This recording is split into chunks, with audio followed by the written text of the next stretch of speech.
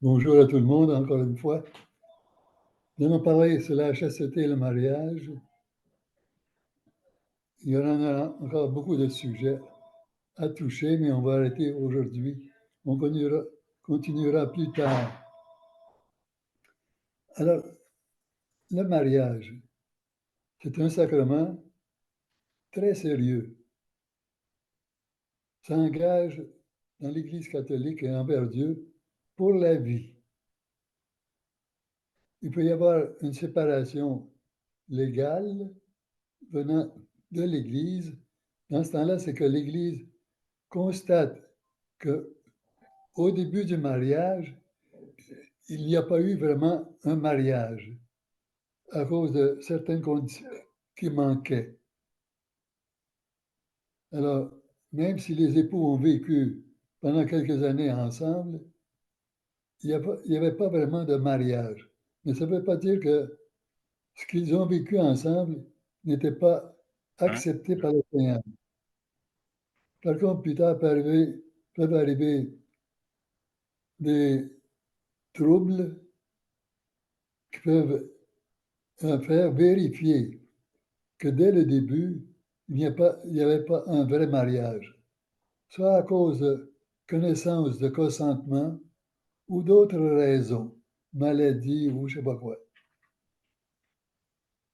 Mais ordinairement, le mariage, c'est l'union entre un jeune homme et une jeune femme, ou même si c'est plus âgé, ça ne fait rien, avec un plein consentement et pleine connaissance de cause.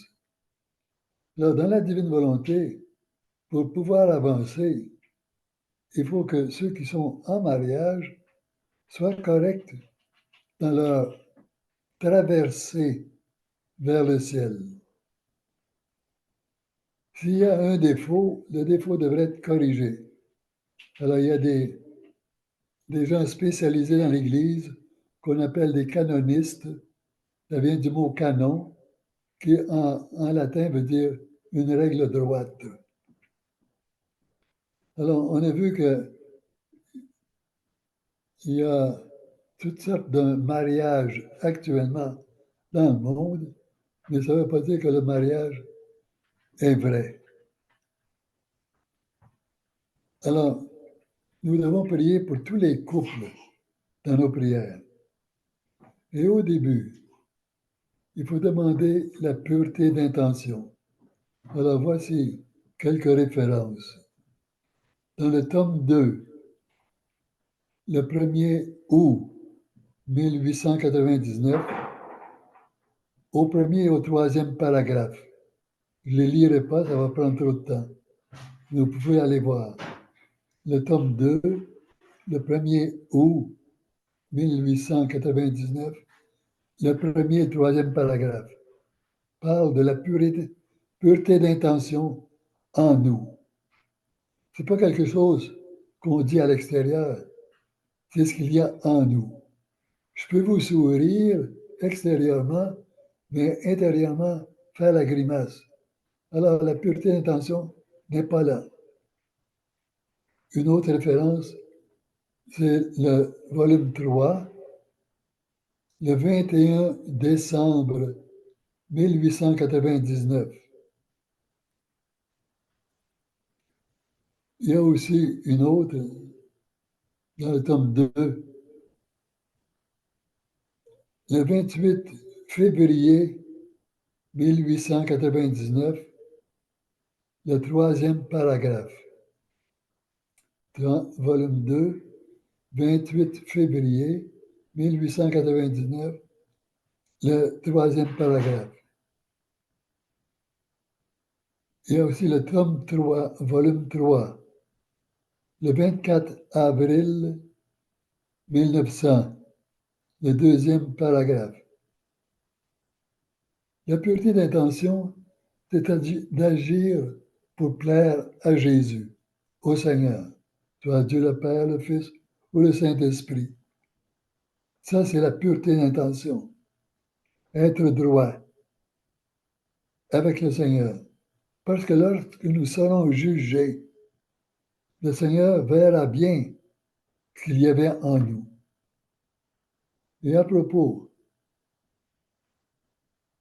quand on va au sacrement du pardon, qu'on accuse correctement nos péchés, que nous sommes pardonnés correctement, tout ça est oublié par le Seigneur. Alors, soit à notre jugement particulier, soit au jugement général, il n'en sera pas fait cas. Le Seigneur va avoir mis ça de côté. Et quand pour lui c'est oublié, c'est oublié. C'est pas comme nous. On peut faire sortir ça de la cendre. Mais pour Dieu, tout ce qui a été confessé correctement au sacrement du pardon et regretté et pardonné aurait été oublié par le Seigneur. Alors il ne reviendra pas nous mettre ça dans le jugement sur nous. Alors c'est pour ça que l'Église recommande d'aller souvent au sacrement du pardon. On doit y aller chaque fois qu'on a un péché grave, quand on peut. Mais même si on ne peut pas, à cause de différentes circonstances, ça ne nous donne pas la permission de recevoir l'Eucharistie. Il faut que le péché grave soit accusé en confession et pardonné et regretté. Si je ne regrette pas mes péchés, qu'ils soient des imperfections, des péchés véniels ou petits péchés, des péchés graves ou des sacrilèges, le péché, même s'il est accusé en confession, s'il n'est pas regretté, n'est pas enlevé. Alors, une condition très forte, il faut que le péché soit regretté. Comment est-ce qu'on regrette? On dit, Seigneur, pardon, c'est moi qui ai causé tes souffrances. Je me suis éloigné de toi. Je n'ai pas fait ce qui était correct. J'ai fait le mal. Je te demande pardon. On peut prévoir qu'étant faible, on retombera, peut-être, mais ce n'est pas notre désir au moment de la confession de vouloir retomber ou même de planifier un autre péché.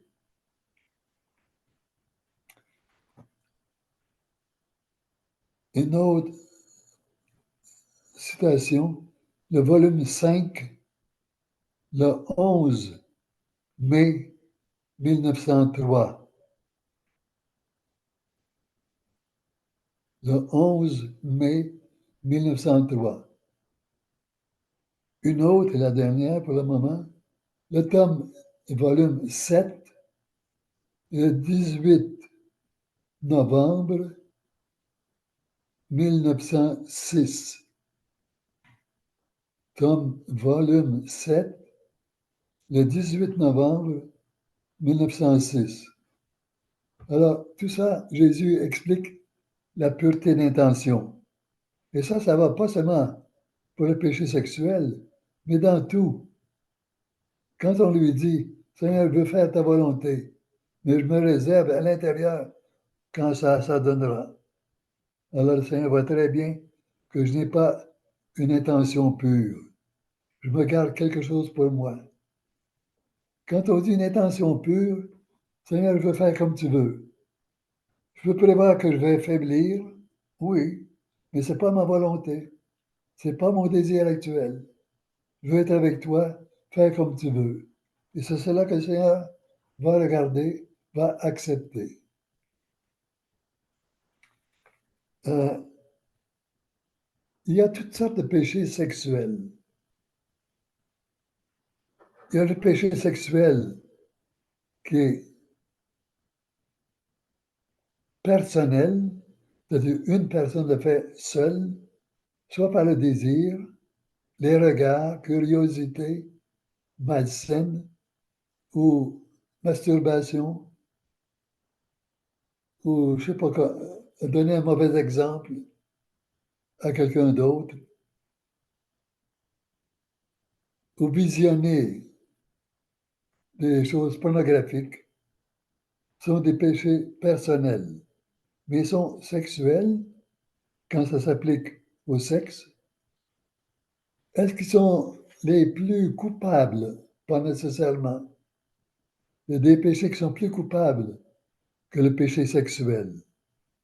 Lesquels? Je peux vous en donner un ou deux. La haine, c'est plus coupable parce que c'est quelque chose de volontaire, vraiment. Aller chercher la haine. Quelquefois, la jalousie. Quelquefois, la curiosité, pas contrôlée. En tout cas, le Seigneur regarde chaque personne. Et lui, il ne met pas ça dans le même autobus, tout le monde. Il regarde chaque personne. Il voit la culpabilité ou non, ou diminuer de cette personne-là. Et il voit aussi la demande de pardon de cette personne. Comment est-ce qu'elle demande pardon? Je peux demander pardon, Seigneur. Je ne recommencerai plus. Ça ne semble pas très fort. Mais si je suis convaincu intérieurement, et cela, cette conviction arrive en lisant les 24 heures de la Passion. Jésus a souffert pour nous, pour tous les péchés, qu'ils soient sexuels, de haine, de jalousie, d'orgueil, de vol, je ne sais pas quoi. Il a souffert pour chaque péché, et cela à Gethsémani, avant qu'il meure sur la croix.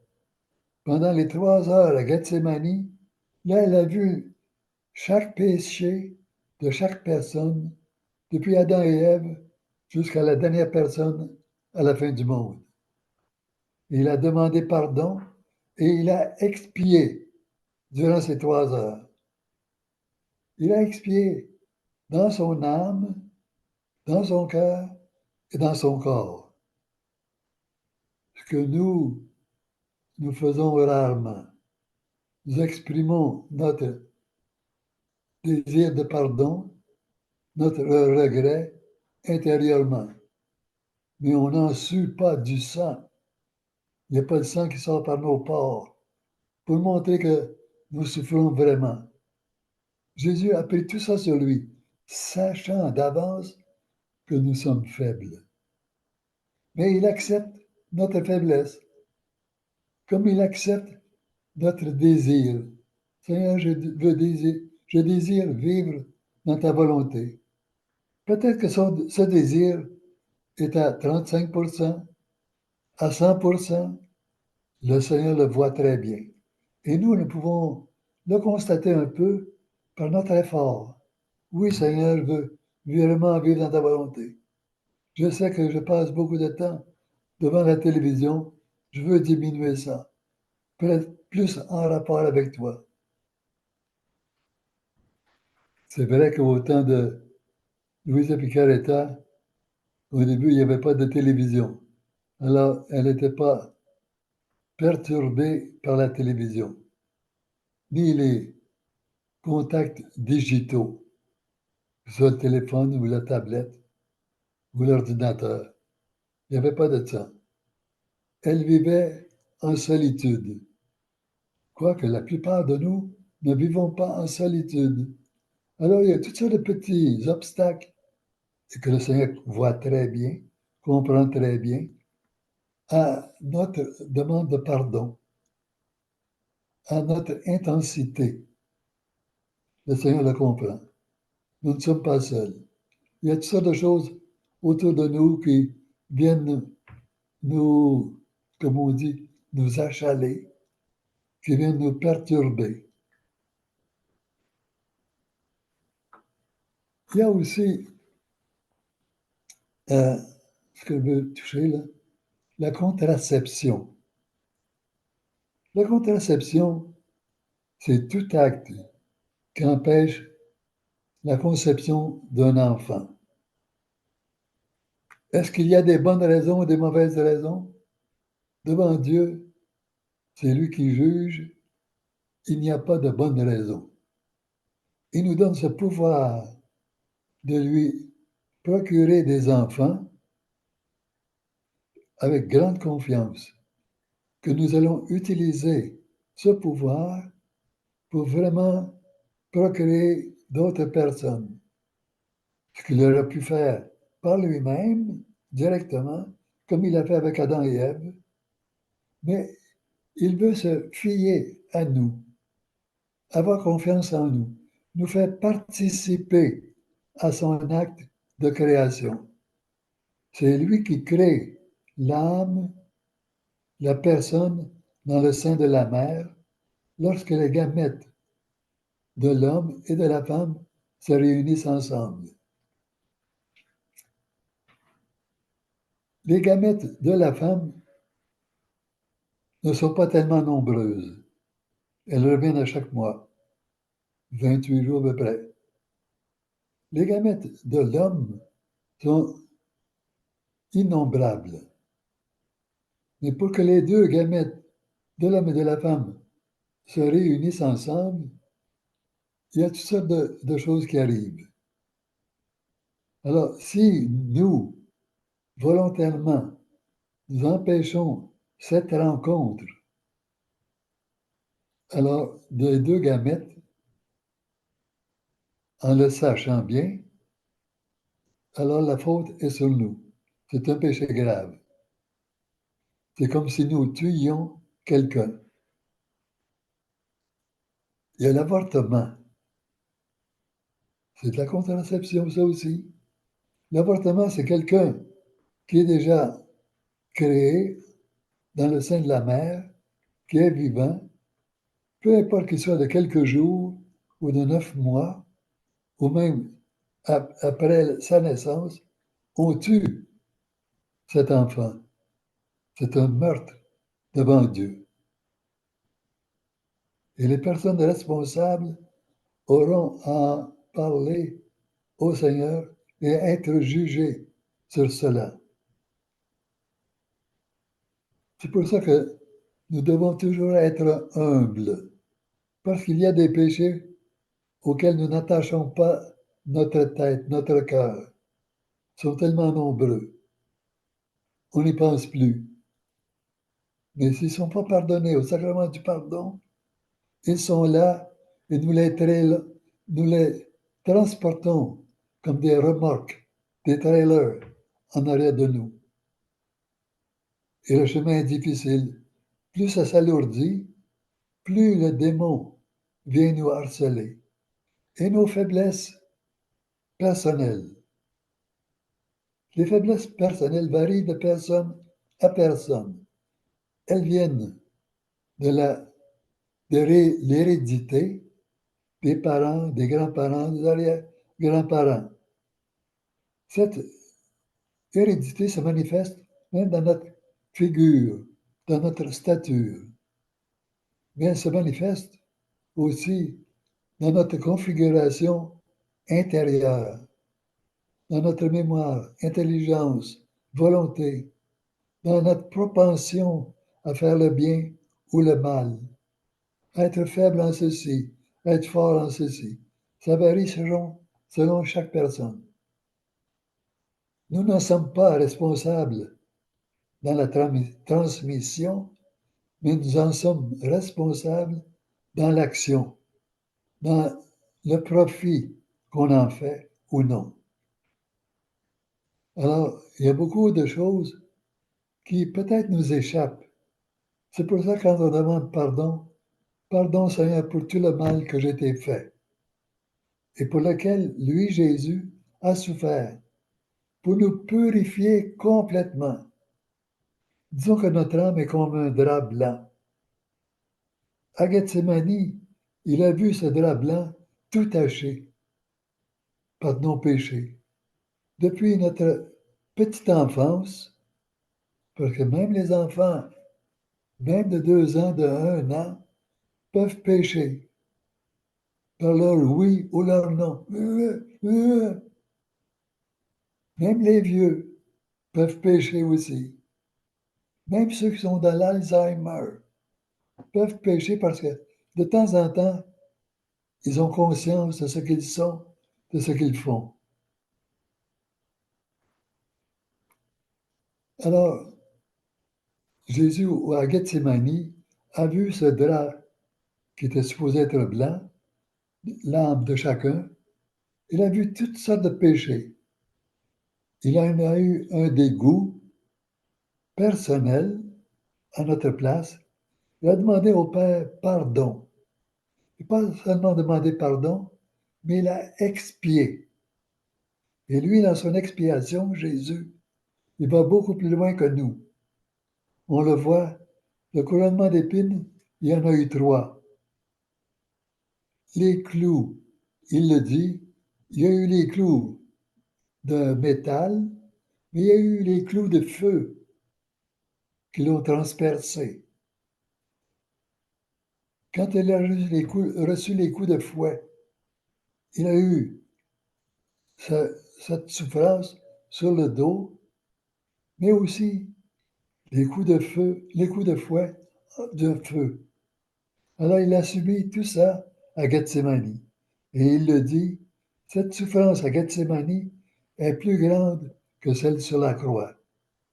C'est entendu que celle qui nous est visuelle sur la croix nous attire beaucoup. Elle nous fait oublier l'autre.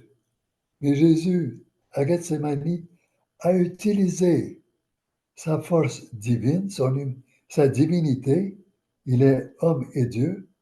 Il a utilisé sa divinité pour pouvoir souffrir davantage sans en mourir sur le coup. On peut dire qu'il est mort et ressuscité à chaque péché. Et cela, il l'a fait pour tout le monde, depuis Adam et Ève jusqu'à la dernière personne du monde. Quel amour! Il ne s'est pas fatigué, écœuré. Il aurait eu raison d'en être écœuré. C'est pour ça qu'il nous demande la pureté d'intention. Il nous la rappelle souvent. Quand vous demandez quelque chose, demandez-le avec ferveur, avec intensité.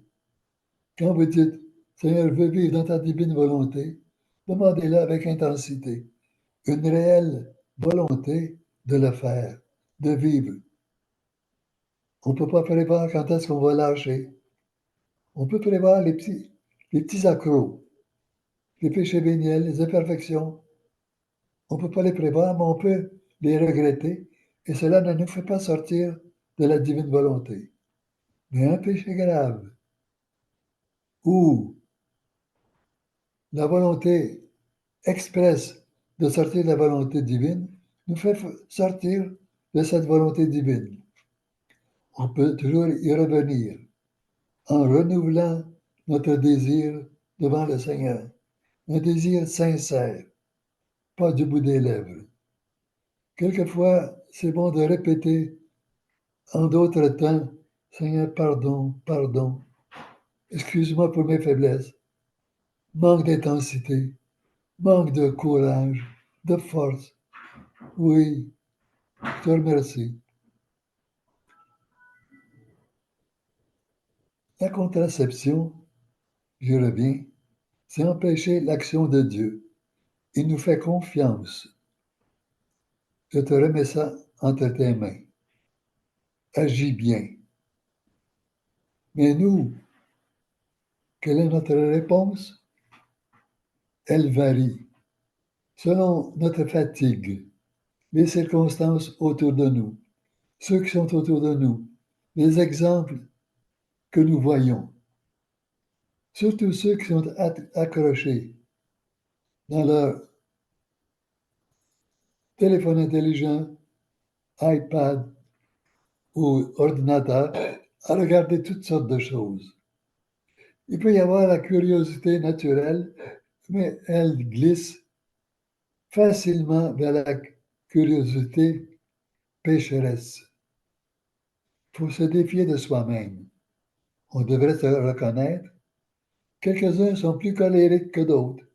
Quelques-uns sont plus menteurs que d'autres. Quelques-uns sont plus jaloux que d'autres. Quelques-uns sont plus curieux que d'autres. Quelques-uns parlent beaucoup plus que d'autres.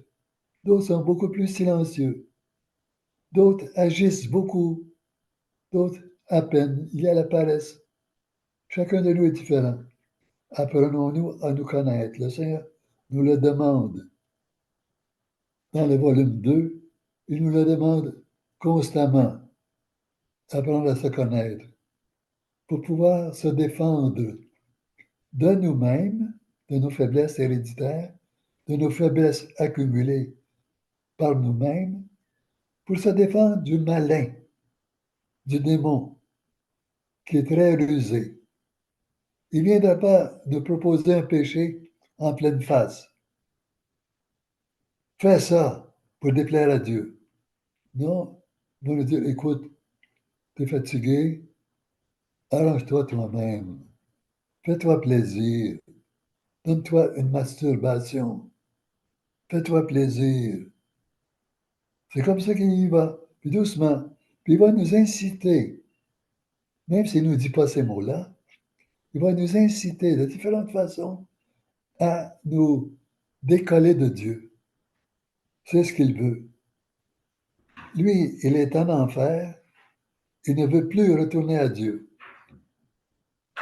Alors, il est jaloux de nous, qui avons la possibilité d'aller là où il était auparavant. Il est très jaloux. Il peut nous présenter des affaires, des choses, comme s'il était notre ami. Il y en a des groupes de perversion, comme la franc-maçonnerie, et d'autres groupes où il semble être leur ami, mais c'est pour les attirer vers l'enfer. Et il y en a qui sont assez, comme on dit, caves, assez stupides pour dire oui, je vais aller en enfer. Ils ne connaissent pas la différence entre le ciel et l'enfer. Ils choisissent d'aller contre Dieu par perversité. Il y a toutes sortes de raisons. La contraception peut se faire intérieurement, pas nécessairement toujours extérieurement. Extérieurement, ça peut être l'utilisation de moyens mécaniques ou de se retirer avant ou de prendre des pilules, des remèdes. Il y a différentes façons, mais elles sont toutes coupables. S'il y a un problème de santé ou quelque chose, allez en parler à un directeur spirituel. Un directeur spirituel, c'est différent d'un prêtre. C'est un prêtre, mais qui vous connaît, qui connaît un peu de vos circonstances de vie, en qui vous avez confiance pour parler, pour expliquer. Et lui, il va prendre le temps de vous parler, de vous expliquer. C'est rarement ce que le prêtre peut faire dans le sacrement du pardon. Il n'y a pas assez de temps, pas assez d'intimité. Ça peut se faire dans le sacrement du pardon au confessionnal, s'il n'y a pas trop de monde qui attende.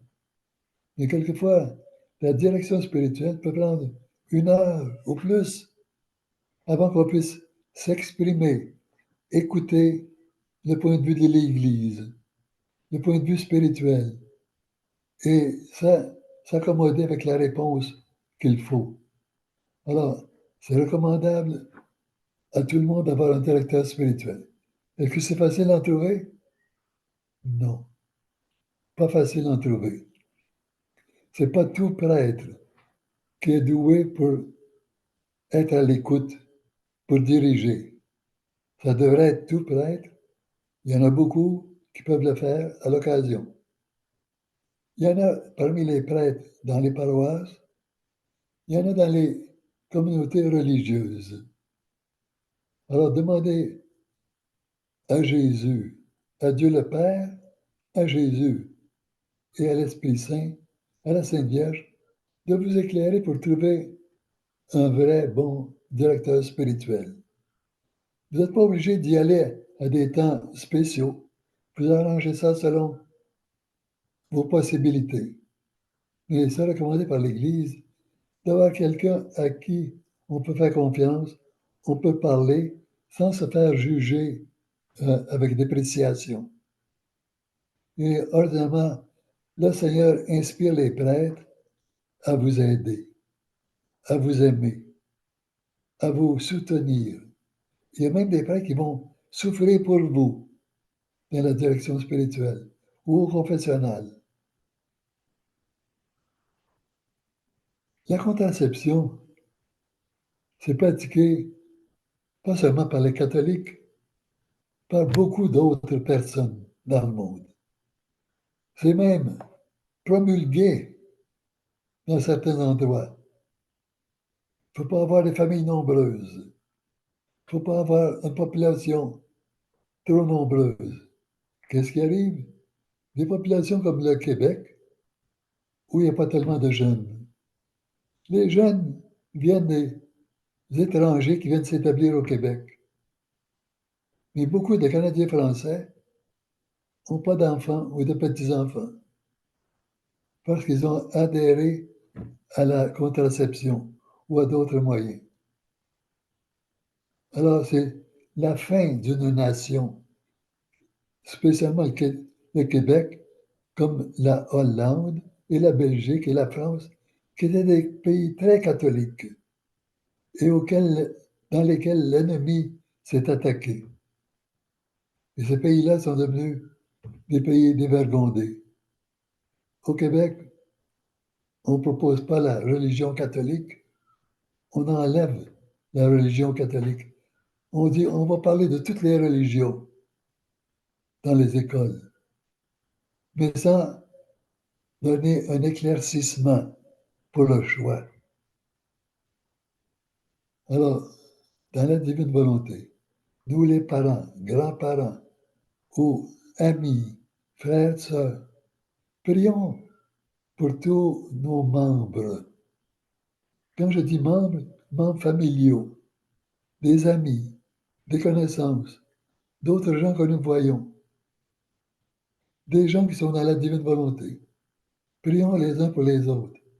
Et prier, ça peut être par des prières, ça peut être une prière du cœur. Par exemple, Seigneur, je t'en prie, aide tous ceux qui sont mal pris avec leur faiblesse. Ou dire un Je vous salue Marie, ou dire un chapelet, ou assister à la messe, ou proposer les biens d'un sacrement, les biens spirituels, à les appliquer à une autre personne. Il y a différentes façons. Ou même, comme Jésus le dit, choisir soi-même une petite souffrance. Petite souffrance. Par exemple, ne pas se gratter quand ça pique. C'est pas très difficile, mais il faut y penser. On peut renouveler ça. Ne pas boire de l'eau quand nous avons soif, tout de suite. Attendre un peu. Nous avons faim, retarder notre nourriture un peu. Manger quelque chose que nous aimons ou que nous aimons moins, faisons le choix de prendre ce que nous aimons moins. Et Jésus dit, j'apprécie énormément ces petits sacrifices que vous faites de vous-même. Pas des sacrifices obligés. Par exemple, nous allons, tout le monde, dans une réunion, le repas est à midi, et là, on nous dit, ça va être à 1 heure. Sacrifice de 1 heure. Mais c'est obligé parce que le repas n'est pas prêt. C'est pas de nous, là, ça vient de l'extérieur. C'est une souffrance qu'on peut offrir au Seigneur.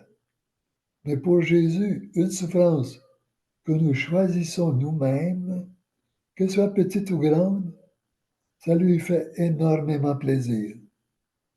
Parce que lui a fait ça. Quand il était dans le sein de sa mère pendant 9 mois, il a choisi de rester, lui qui est la lumière, dans la noirceur du sein de sa mère et dans l'étroitesse de ce réduit. Il était pressé par les parois du ventre de sa mère. Et plus il grossissait avec les mois, les semaines, plus la pression aussi était constante. Et il a accepté ça. Et dans ce temps-là, il ne s'est pas plaint. Ah, Seigneur, si je pouvais sortir de ça. Au contraire, il a pensé à chacun de nous. Il l'a accepté pendant 9 mois pour chacun de nous. C'est quelque chose, son amour. Nous comprendrons son amour quand nous serons au ciel. Là, on peut le comprendre intellectuellement, quelquefois avoir des poussées d'amour dans notre cœur qui viennent par l'Esprit Saint, ou le Père, ou l'Eucharistie, par les sacrements, quelquefois par l'exemple d'un autre, quelquefois par les prières d'un autre, les sacrifices d'un autre. Alors, nous pouvons contrer la contraception en disant, Seigneur, j'accepte ce que tu mets sur mon chemin. Je ne le refuse pas. C'est un moyen d'agir contre les contraceptions qui sont faites dans le monde entier. Pas seulement par les catholiques, mais par tout le monde entier.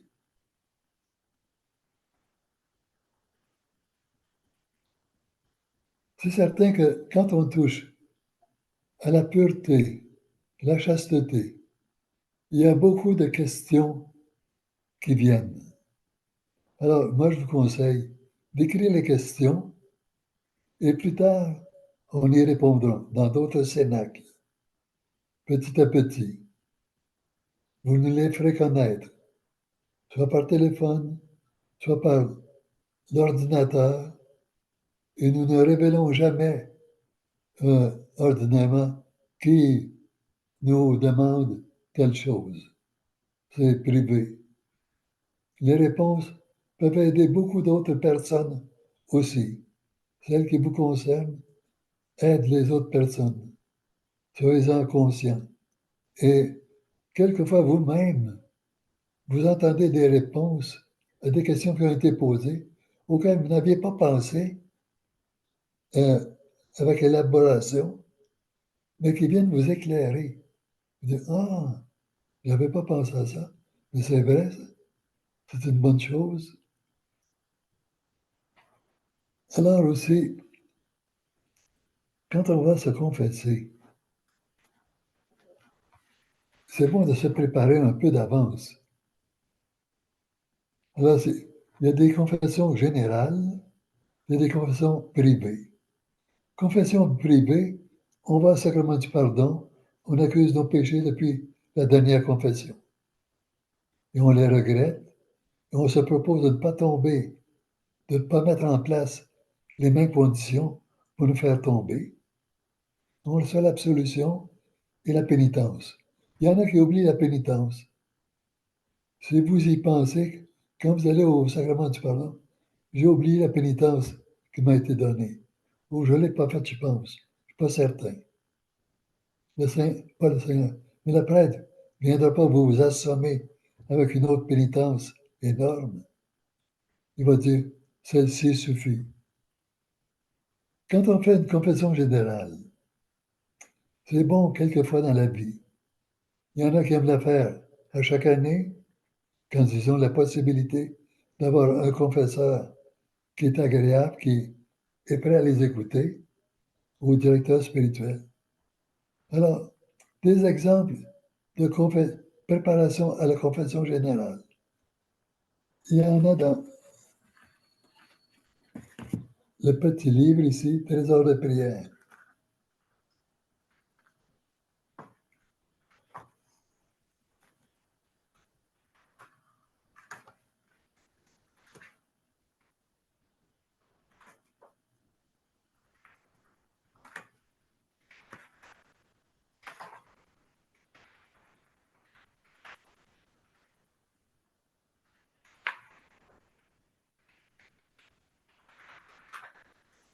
Examen de conscience, à la page 33, dans le Trésor de prière. C'est un exemple.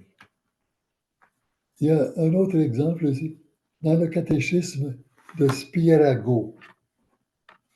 C'est un livre comme ceci. Ça, ceux qui l'ont, c'est un très bon catéchisme expliquant ce sortes de choses. Vous pouvez l'avoir à la page 502 de mon édition. Il y a eu plusieurs éditions. C'est marqué la digne réception du sacrement de pénitence. Il y a d'autres catéchismes. Dans le catéchisme de l'Église catholique, il n'y a pas d'examen de conscience. Il y a un autre livre, je ne sais pas si vous le connaissez, un livre de Tanqueray, précis de théologie ascétique et mystique.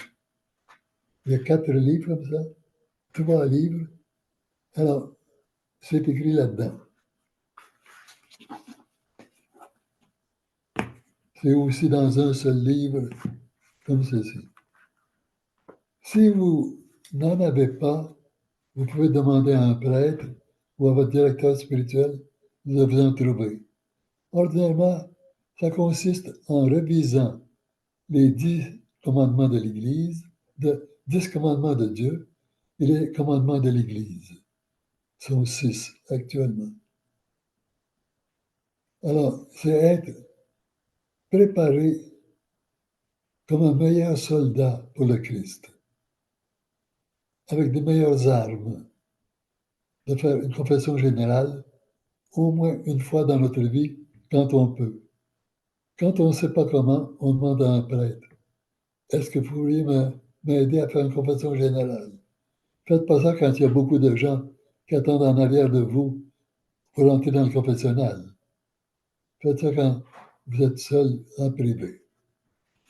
Alors, nous allons remercier le Seigneur pour la prière que je voulais faire au début pour obtenir la béatification de Louisa. Ô bienheureuse Trinité, notre Seigneur Jésus-Christ nous a enseigné que lorsque nous prions, nous devons demander que le nom de notre Père du ciel soit glorifié, que sa volonté soit faite sur la terre comme au ciel, et que son règne vienne parmi nous. Dans notre grand désir de faire connaître son royaume d'amour, de justice et de paix, nous vous demandons humblement de glorifier votre servante Louisa, la petite fille de la divine volonté, qui par ses constantes prières et ses grandes souffrances a ardemment intercédé pour le salut des âmes et pour la venue du royaume de Dieu en ce monde. À son exemple, nous vous prions, Père, Fils et Esprit Saint, de nous aider à embrasser joyeusement nos croix sur cette terre, de telle manière que nous aussi, nous glorifions le nom de notre Père du ciel et entrions dans le royaume de la divine volonté. Amen. Maintenant, je veux bénir, pour vous rappeler aussi, à vous aussi de bénir chaque jour. Même quand vous êtes en état de péché, dites Seigneur pardon et vous bénissez. Votre bénédiction va être petite, mais elle va aller là où le Seigneur veut. Je vous bénis au nom du Père et du Fils et du Saint-Esprit. Amen. Alors, à tout à l'heure. Maintenant, il va y avoir